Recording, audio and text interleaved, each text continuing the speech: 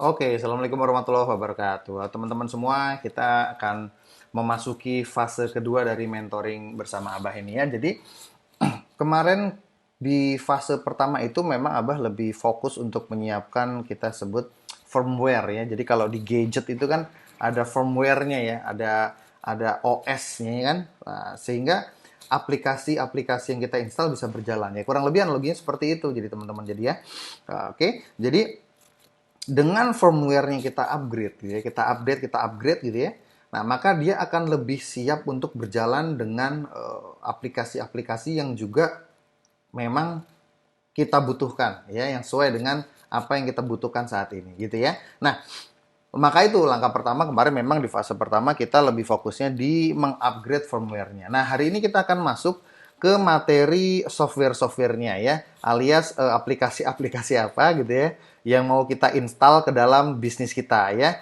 Nah, Abah akan mulai dari namanya strategi pasar besar. Nah, ini banyak yang salah menjual karena tidak paham tentang strategi ini ya. Apa strategi pasar besar? Nah, ini dulu nih kita masuk ke sini. Dalam segitiga atau piramida pasar itu ada yang namanya pasar 3%. 3% populasi pasar ya. Jadi dari seluruh market ada 3% populasi yang mereka itu dalam kondisi langsung beli. Kagak pakai nanya deh tuh, ya. Pokoknya emang mereka udah siap beli. Duitnya udah siap, emang udah siap eksekusi gitu. Contohnya apa? 3% beli langsung ini ya kita ke pasar aja. Ya ke pasar itu isinya orang-orang yang mau beli sesuatu gitu loh. Mereka udah bawa uang, mereka datang ke sana dengan sebuah tujuan mau beli apa. Misalnya beli sayur bayam lah, ya kan, beli ayam, ya kan, beli daging, ya, beli apa lagi lah, pokoknya bumbu-bumbu dapur gitu kan, beli telur dan seterusnya. Nah, artinya kita nggak perlu repot-repot gitu ya untuk mikirin gimana cara marketingnya, nggak usah repot-repot. Kenapa? Karena marketnya emang ready to buy, mereka siap beli gitu loh. Nah, ini yang menjadi lantas kok kesini banyak yang marketers yang seharusnya tidak berada di sini ya. Marketers kok mainnya malah di pasar ini. Nah, itu yang saya heran gitu ya.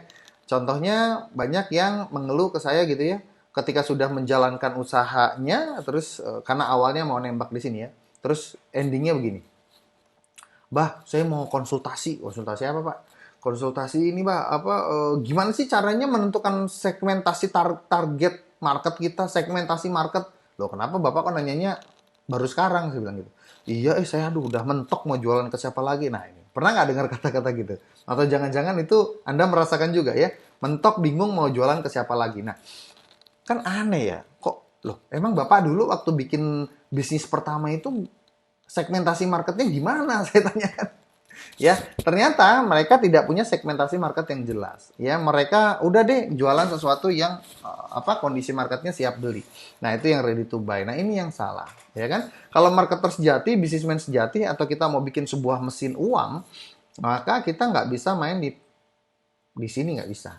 Ya, kita nggak bisa main di sini. Karena di sini sudah dalam tanda kutip terlanjur dikuasai oleh pemain-pemain besar, oleh corporate-corporate ya. Nah, mereka dulu corporate-corporate dulu tidak dalam kondisi beli langsung. Sekarang mereka sudah membuat marketnya membeli produk mereka secara langsung. Contohnya misalnya pasta gigi gitu ya, sikat gigi ya. Itu kan apa ya, nggak perlu edukasi lah, orang udah pasti masuk minimarket beli gitu kan ya. Nah, cuman muncul kompetitor-kompetitor. Nah, ini jadi kerugiannya adalah yang pertama, di pasar 3% ini populasinya dikit banget orang-orangnya ya, itu udah jelas banget ya. Yang kedua, apa yang kedua yaitu kondisinya adalah orang lain juga akan berpikir sama seperti kita. Oke?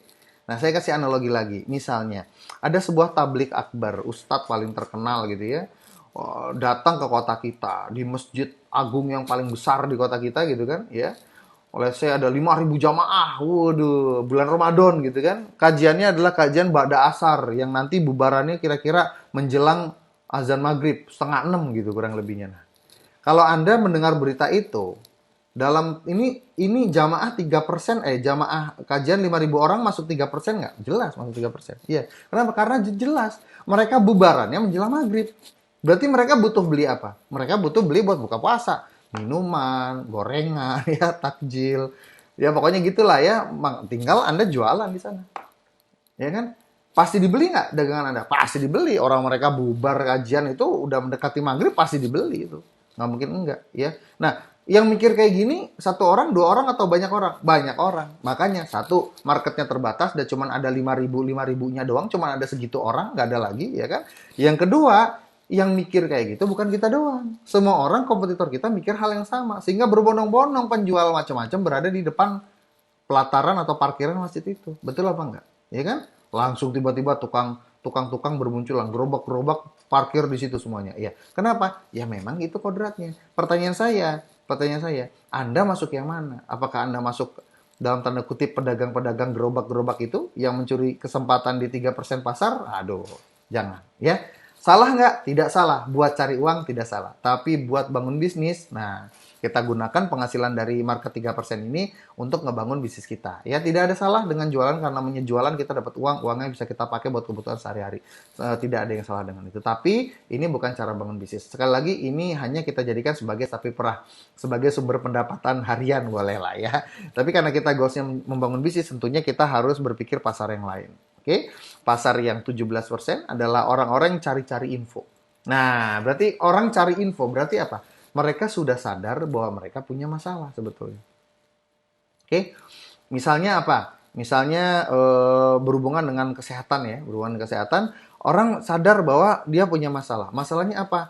Kayaknya kepala saya pusing, ya kan? Saya sering kali pusing, terus leher belakang sering kaku, gitu kan? Terus dia searching di Google, gitu kan? Searching di YouTube, terus dia dapat nih, oh itu adalah tanda gejala dari apa? Dari darah tinggi dan kolesterol misalnya, gitu kan?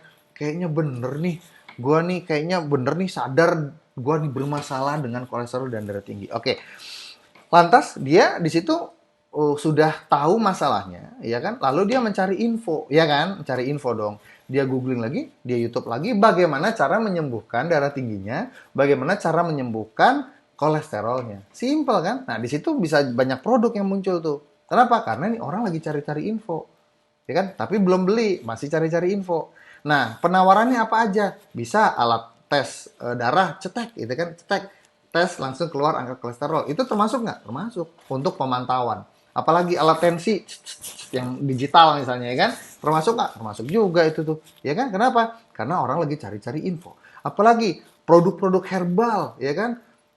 Masuk nggak? Masuk juga, ya kan? Apalagi, pokoknya jenis-jenis terapi macam-macam deh ya, masuk di situ. Termasuk obat-obatannya. Nah, bahkan termasuk saya bisa juga nih, Abah muncul menjadi sosok dokter, ya kan, klinisi gitu ya. Muncul menawarkan jasa konsultasi misalnya lewat aplikasi misalnya. Kan ada aplikasi ya, konsultasi dokter dengan aplikasi. Bisa juga kita muncul di sana. Sehingga ini kan menjadi sebuah apa? Pasar besar ini. Di sini ada 37% loh populasinya loh. Kenapa? Duitnya gede di sini. Orangnya lebih banyak, duit volume uangnya lebih besar gitu kan. Tinggal tantangannya satu aja. Bagaimana kita memenangkan, nah di sini nih. Kita memenangkan attention dari si target market yang lagi cari-cari info. Kenapa? Karena dia masih bingung nih. Apa yang paling saya butuhkan? Alat tes, alat tensi, obat herbal, konsultasi dokter, atau apa? Atau terapi macam-macam nih. Terapi misalnya dengan sendal, apa tuh? Sendal refleksi. Itulah ada kalung-kalung dari batu giok. Itu kan terapi juga. Pokoknya apa nih yang paling saya butuhkan? Nah, siapa yang bisa memberikan informasi dengan komprehensif, dengan sesuai apa yang benar-benar dia cari, itu yang akan dibeli.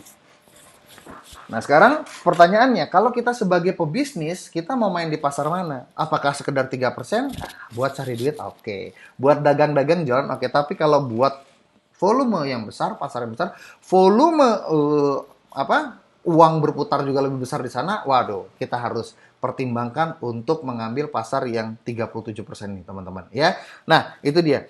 Ada lagi nggak, Abah, yang lebih dalam tanda kutip ngeri? Ada dong, ya. Yang ini.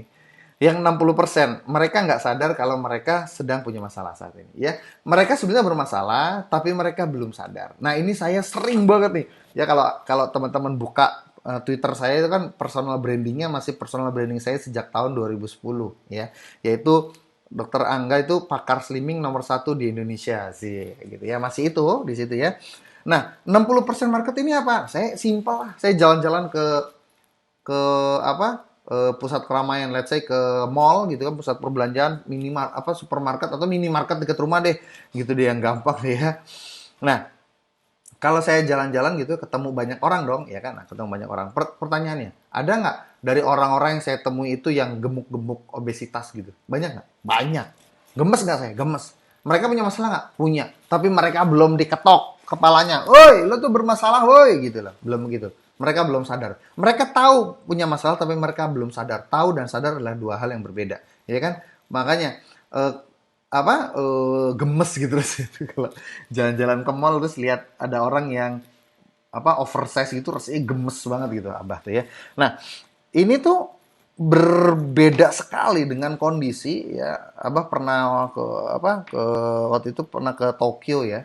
Ke Jepang lah ya, bukan hanya ke Tokyo sih, ada beberapa kota. Cuman eh, beberapa kali lah saya ke Jepang itu. Dulu awal-awal saya ke Jepang itu memang apa ya, karena wisata gitu kan, jadi ikut tur rombongan. Yang kedua sama wisata juga, tapi ikut tur, tapi saya nggak ikut tur itu selesai terus udah nggak, saya extend.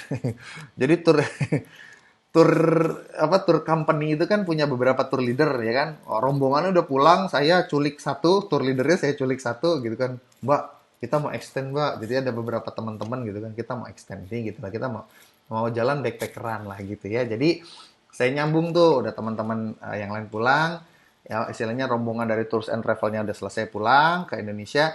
Saya sama keluarga, sama si beberapa teman-teman, sama satu tour leader saya culik, kita mau extend backpackeran. Nah di Tokyo anehnya di mana-mana saya jalan kemana ya, di stasiun kah, di pusat perbelanjaan kah, di manapun itu anehnya sedikit banget orang obesitas, kayaknya malah nggak ada bener-bener. Maksudnya saya nggak ngeliat gitu sepanjang saya di sana 2 minggu, saya nggak lihat itu ada kanan kiri orang obesitas gemuk, nggak ada. Gemuk doang oke lah, tapi yang obesitas nggak ada. Kalaupun ada orang obesitas biasanya atlet atlet sumo. Benar, kan aneh kan? Di Tokyo nggak ada orang obesitas. Bener, ini aneh banget gitu. Beda banget sama di Indonesia. Nah, artinya apa? Berarti pebisnis-pebisnis di Tokyo itu, ya kayak Abah gitu, misalnya pakar slimming gitu ya.